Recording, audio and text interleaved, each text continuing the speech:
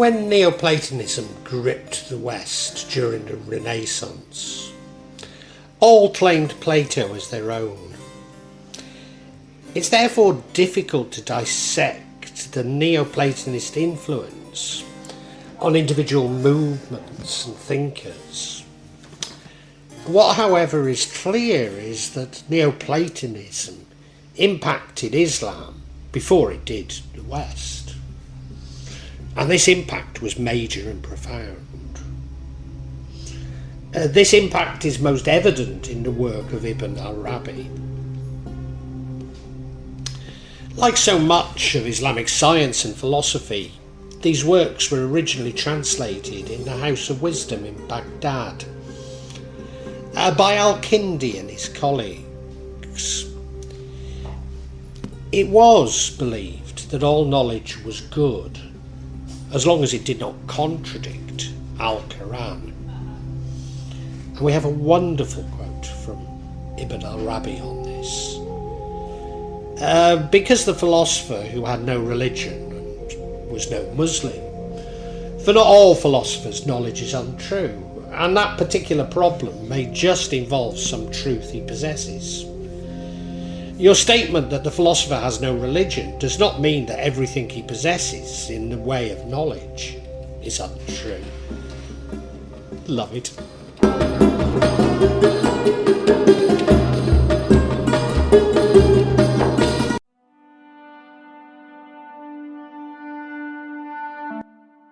The Enneads of Platonius are the main vehicle for Neoplatonism. And nevertheless, this was originally translated, or more paraphrased, as Kalim fi Mahad al-Makkiyyah, the theology of Aristotle. Therefore, the original influence was thought to be Aristotle and not Plato. Furthermore, Liber de Causius was originally attributed to Aristotle, its authorship being unknown, but could be Porphyry or Proclus, and it was therefore also seen as Aristotelian. Even later there was no distinction made between Aristotle and Plato. At its core, Neo-Platonism describes different levels of reality. The Enneads themselves explain the one, or goodness, as the animator of the universe, but not the creator. The one itself is unknowable. The one is all-powerful. Because the one is unknowable, there are no adequate ways of describing it. The one initially animates the nous, which is a perfect image of the one. The nous is the highest sphere accessible to the human mind, which also being pure intellect itself. The image and product of the nous is the universal soul. The image is immaterial, like the nous. The nous or spirit is indivisible. The universal soul may preserve its unity and remain in the nous. As a single universal soul, it belongs in essence and destination to the intelligible world, but it also embraces individual souls. The soul, as a moving essence, generates the corporal or phenomenal world. The world ought to be so pervaded by the soul, and the various parts should remain in perfect harmony.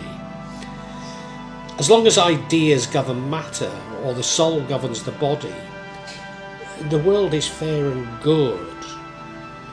But in the actual phenomenal world, unity and harmony are replaced by strife or discord. Ultimately, everything comes from the nous, and this is sometimes interpreted as the one, despite there being a distinction, and returns to it.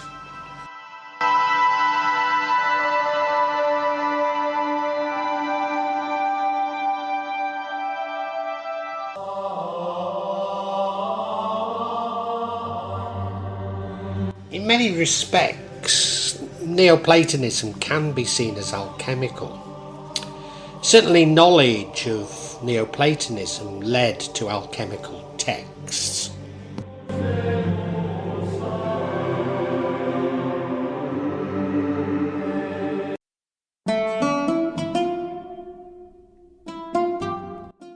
Islamic Neoplatonism adopted the concepts of the One and the first principle, the One without transcendence, to Islamic theology, attributing them to Allah.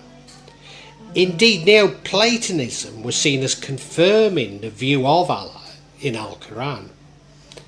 In particular, the idea that everything begins with Allah and returns to Allah.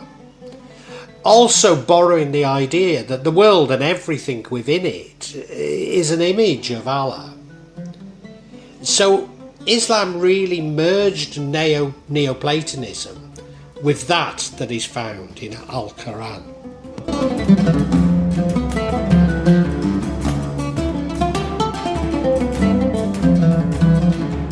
Al-Kindi's Allah has 4 faces or aspects. Doctrinally, he's classically rooted in and derived from Al-Qu'ran, and bears such epitaphs as creator and active from the 99 divine names of Allah. Allah has an essential unity which does not derive from anything else. I'm going to introduce Ibn Sina, or Abu Sina. He's much easier to comprehend than Ibn Arabi, probably because he's much more rational, but probably also therefore tells us far less. He sees Allah as a necessary being. Allah is necessary and causes all other beings. It is the primary being in the world, but not of the world. Ibn Sina sees all conditioned realities as emanating from the unconditional realities, i.e. God. Ibn Sina also adopts the idea on emanation on the first intellect, universal consciousness. He then sees 9 intellects corresponding to the planets, the final intellect being the moon, below which we find all that we falsely believe to be the material. Through this concept, angels are charged with doing Allah's work.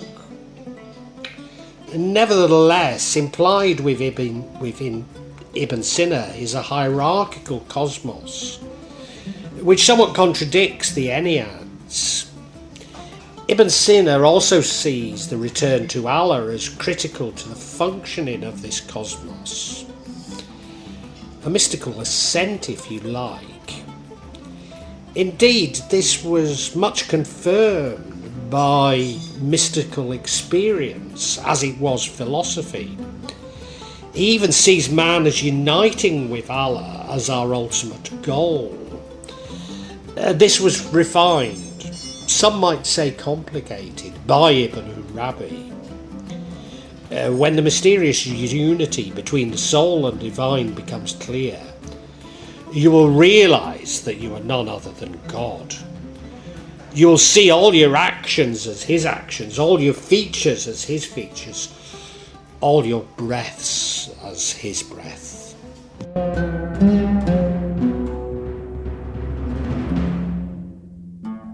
Sufism in particular develops the Neoplatonic philosophy and its cosmos. Critical to this merger is the idea that the soul returns to the nous, a journey within the soul to unite with the nous. And the goal of Sufism is to unite the soul with Allah. Asceticism is practiced, or asceticism practices are developed to refine the soul, and ultimately to detach the soul from the human form and dunya itself. known as fana or annihilation in Allah. So the soul evaporates and becomes indistinguishable from Allah. In Andalusia, Ibn Masara developed this mystical journey through the concepts of ibtibar, contemplation, and ibra, crossing over. This ascent is through contemplating Allah's majesty in nature and gradually ascends through Allah's majesty.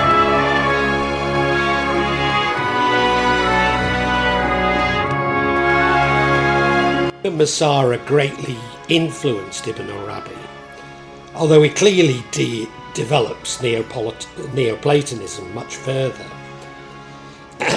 Despite not being enamoured by falsafa or philosophy, Ibn Arabi believes that truth is always truth, regardless of its origin. Ibn Arabi contrasts the divine essence and divine names or attributes, which can be known to some extent whenever Allah assumes relationship with anything other than himself, including the cosmos. Since he defines the cosmos as everything other than Allah, siwa Allah, Ibn al-Arabi contends that all attributes are knowable to a certain extent whenever God is considered in relation to the cosmos. Indeed, it's through God's creation to the cosmos as creator that we come to know his name, the creator, Al-Ahaal, for example. And Ibn Arabi says in the Bezels of Wisdom, the names of Allah are endless because they are known by what comes from them.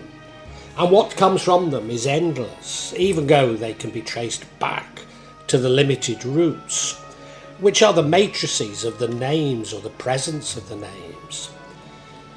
In reality, there is but one reality, which assumes all these relationships and aspects which are designated by the divine names. The reality grants that each of the names, which manifest themselves without end, has a reality by which it is distinguished from another name. It is that reality by which it is distinguished, which is the name itself, not that which it shares.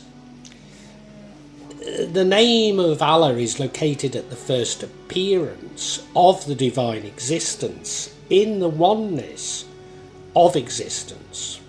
He is the first and the last, the ascendant and the intimate, and he is of all things knowing. Al-Qu'ran 57:3.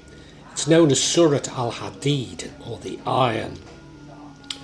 The structure of Ibn al-Arabi's theory that Allah is the highest amongst all the names is common throughout Islamic theology. Each plane in the 99, or you could say 100 names if you want to include Allah, of the divine names in al-Futuḥaṭ al-makkiyyah is the ontological reality of the divine names and presence. All names are derived from the name of Allah, which is the divinity of the real. Divinity shows its existential presence in the name of Allah. But the divine names, standing as reality, are infinite. Whilst Allah cannot be contemplated, the divine names provide a mechanism for contemplating his creation, because Allah is one and many simultaneously. Ibn Arabi draws a distinction between names negating descriptions of Allah's Salb and names affirming Allah's attributes, Itabat. As well as the names themselves being different from each other, the essence of each name is different. In the emerging plane of the divine name, there is the acquisition process of the name. In this formation of the name, significantly, Ibn Arabi regards the divine name as the thing, the shay, stemming from the one essence of God. In the plane of the divine name, the name of Allah unifies all other names. But Allah does not require the divine names, nor the cosmos. So the divine names merely provide a mechanism for contemplating the cosmos, without contemplating Allah's essence. Indeed, the cosmos is the divine names. But of course, the cosmos itself is an illusion, or Allah's shadow.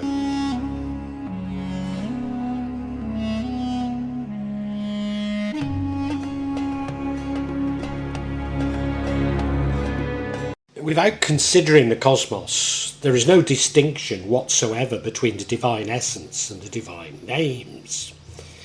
The attributes cannot be known because they are undifferentiated within the divine essence. For Ibn Arabi, the cosmos is the veil of Allah.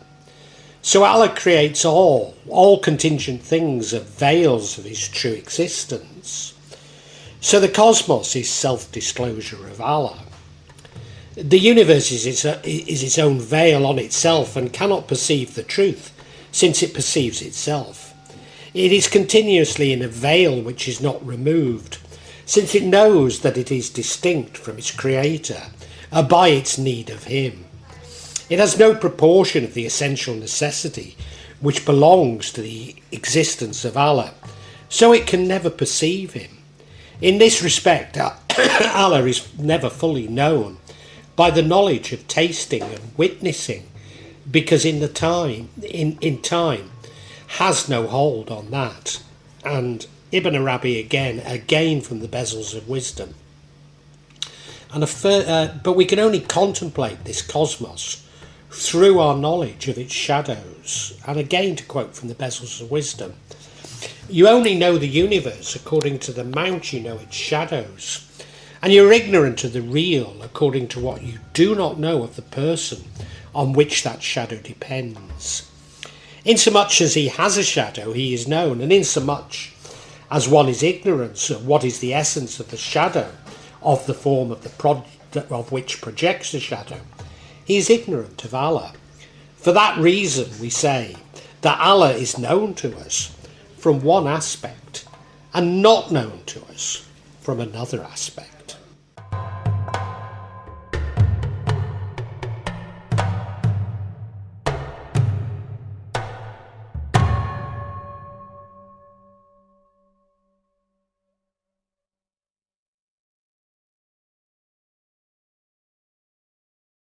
Ibn Arabi describes Allah as like a pure white light, by definition non-existent unreality, and darkness are an absence of existence, reality and light respectively. This white light travels through a prism and divides into what we know as colours.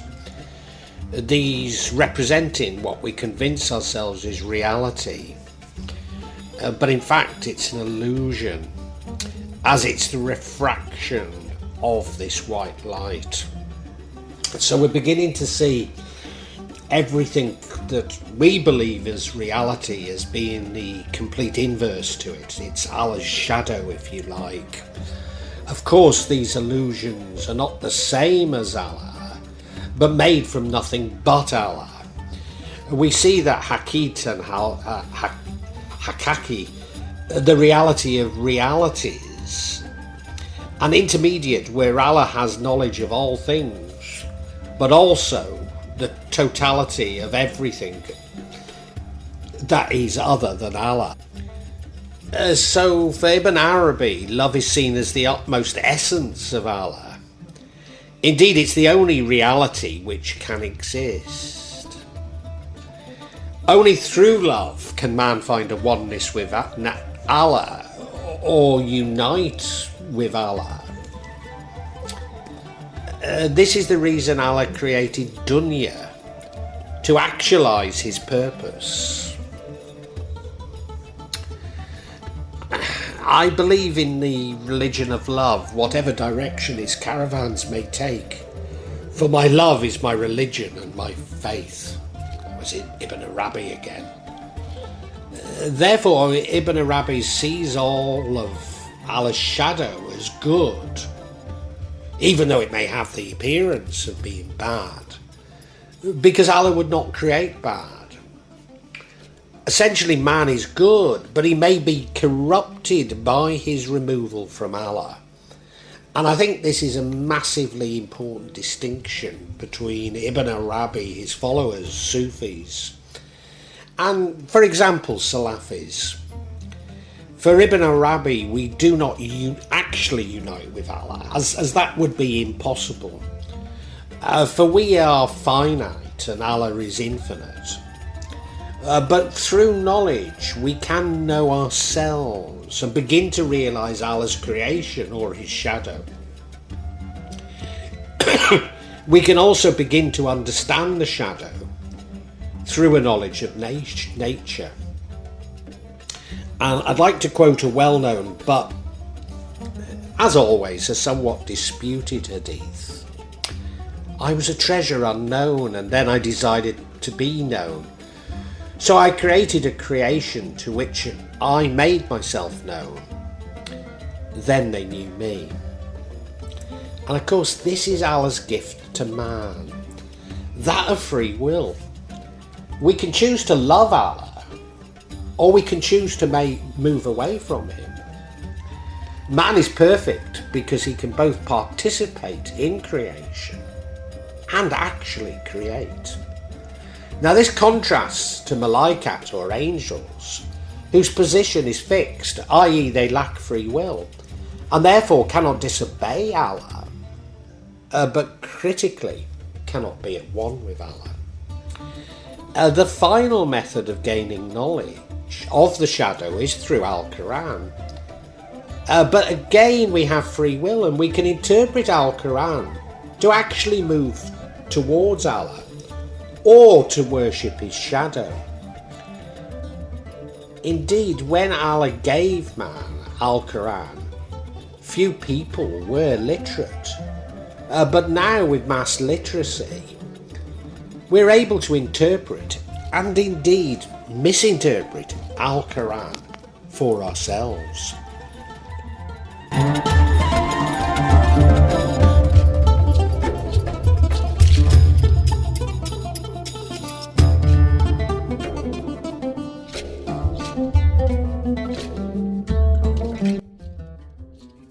For Ibn Arabi, creation is a constant, or the constant, with every breath of Allah, constantly appearing and disappearing as Allah breathes in and out. Creation is intelligible, and Allah is felt and witnessed with the believers and the people of unveiling. Allah is intelligible with other classes, and creation is witnessed, and again, that's from Ibn Arabi's Bezels of Wisdom.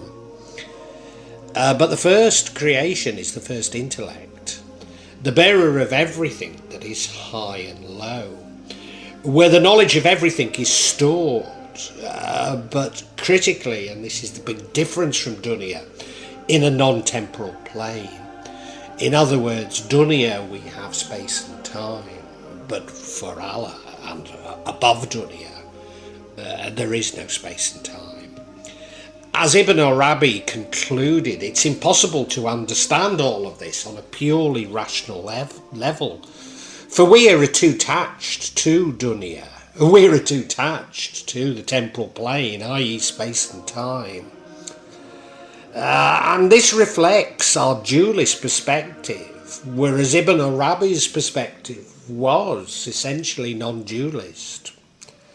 As Allah is all and being is one, nothing else can exist but Allah. And to argue otherwise is shirk. But maybe to avoid censure, Ibn Arabi insists on locating his ideas in Al-Quran rather than Neoplatonism. Although in fairness to him, he argues that what is found in Al-Quran corresponds to a philosopher's ideas. That is because it is the truth. This means that his work is highly allegorical, alchemical even.